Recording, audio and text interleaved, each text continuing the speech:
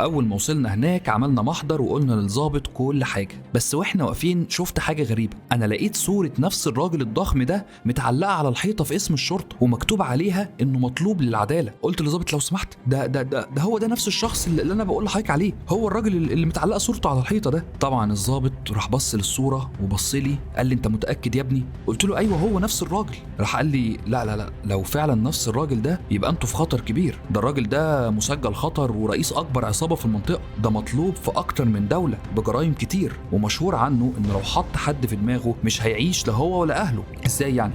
طب نعمل ايه دلوقتي؟ حضرتك لازم تتصرف. الظابط قال لي اهدى انا هحاول اعين عليكم 2 حراسه لحد ما نشوف الموضوع ده، بس دلوقتي لازم تخشوا البيت وما تفتحوش لاي حد خالص. طبعا انا ووالدتي لما سمعنا الكلام ده ما كناش قادرين نقف على رجلنا، بس ما كانش قدامنا حل غير ان احنا نرجع البيت. رحنا ركبنا عربيه ووصلنا البيت، طلعنا على السلم بس لقينا حاجه، لقينا باب الشقه بتاعنا مفتوح. طلعنا نجري بسرعه ودخلنا الشقه، لقينا الشقه فاضيه تماما، لا في عفش ولا في سجاد ولا في اي حاجه. وهنا والدتي خافت جدا على اخواتنا الصغيرين اللي قاعدين في الاوضه جوه، بس هي